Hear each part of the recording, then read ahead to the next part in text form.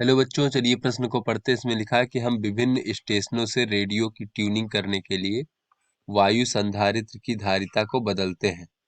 तो रेडियो को एक उच्च आवृत्ति के स्टेशन से ट्यून करने के लिए परिवर्ती संधारित्र की चलायमान प्लेटों को स्थिर प्लेटों के अंदर की ओर चलाना होगा अथवा बाहर की ओर, ये हमें बताना है। तो चलिए बच्चों, इस प्रश्न की मूल अवधारणा को देख लेते हैं। बच्चों, कोई हमारा परिपथ है, प्रत्यावर्ती धारा परिपथ, उसमें इस प्रकार से कोई प्रेरण कुंडली लगा है बच्चों, और संधारित्र C लगा है, और कोई प्रतिरोध R लगा है बच्चों। ये हमारा अगर प्रत्यावर्ती धारा स्रोत से इस प्रकार से बच्चों जुड़ा है, तो इसमें अनुनाद की स्थिति में आवृत्ति कितनी होती है बच्चों धारा की? तो अनुनाद की स्थिति में,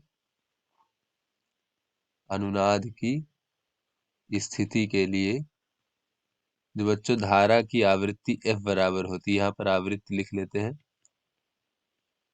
वो F बराबर होता है बच्चों 1/2 पाई वर्गमूल L और C, जहाँ पे बच्चों L क्या है? प्रेरण कुंडली का प्रेरकत्व है, और C क्या है बच्चों? संधारित्र की धारिता है। और बच्चों कोई हमारा समांतर प्लेट संधारित्र होता है, उसकी धारिता क्या होती है? समांतर प्लेट संधारित्र की धारिता।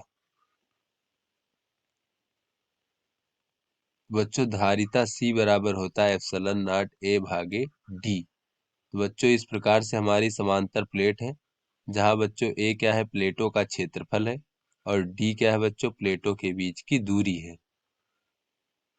चलिए बच्चों, इस प्रश्न को हल करते हैं। तो इस प्रश्न में कहा जा रहा है कि विभिन्न स्टेशनों से रेडियो की ट्यूनिंग करने के लिए वायु संधारित्र की धारिता को बदलते हैं। तो बच्चों ये जो हमारी रेडियो स्टेशन के साथ ट्यूनिंग करनी होती है बच्चों, तो जो जिस आवृत्ति के रेडियो स्टेशन के साथ ट्यूनिंग करनी होती है, हमारे परिपथ की आवृत्ति भी उतनी ही होनी चाहिए। तो यहाँ पे लिख सकते हैं क्योंकि जिस आवृत्ति के रेडियो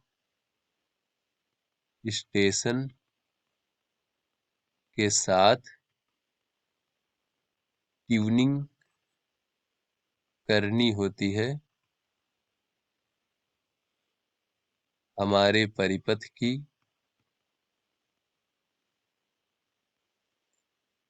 आवृत्ति भी उतनी ही होनी चाहिए। तभी बच्चों अनुनाद होता है और हमारी ट्यूनिंग हो पाती है, उतनी ही होनी चाहिए। बच्चों जैसा कि इस प्रश्न में कहा जा रहा है कि रेडियो को एक उच्च आवृत्ति के स्टेशन से ट्यून करने के लिए क्या करना होगा बच्चों? चलिए यहाँ पर देख लेते हैं कि मान लीजिए किसी आवृत्ति पर हमारा रेडियो बज रहा है, अब उसे उच्च आवृत्ति पर ट्यून करना है। इसलिए बच्चों उच्च आवृत्ति के स्टेशन से ट्यून करने के लिए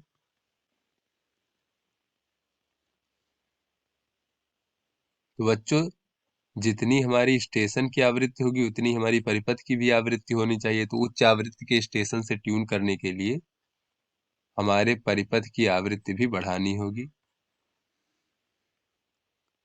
आवृत्ति बच्चों परिपथ की आवृत्ति F है, इसको भी बढ़ाना होगा।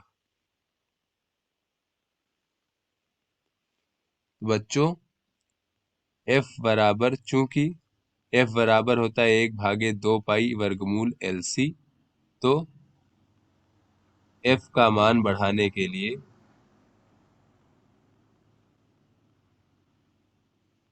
संधारित्र की धारिता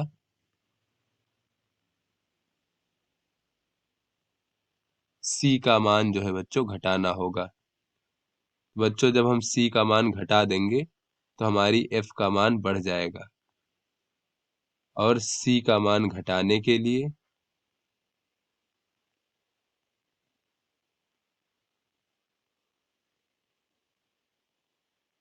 बच्चों जैसा कि हमने मूल अवधारणा में देखा, संधारित्र की धारिता C बराबर होता है ε0 A/d।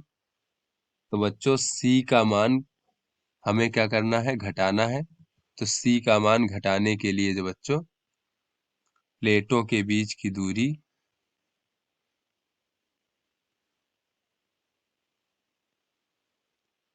जो कि बच्चों डी है, इसे बढ़ाना होगा।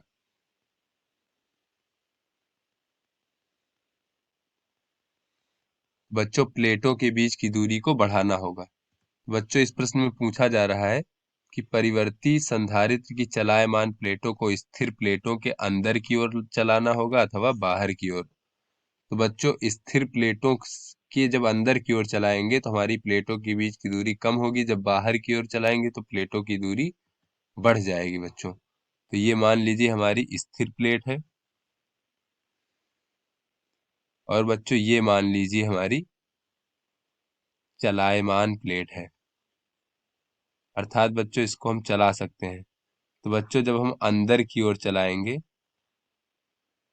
चलायमान स्थिर प्लेट के अंदर की ओर, तब जो है बच्चों प्लेटों के बीच की दूरी जो है वो घटेगी।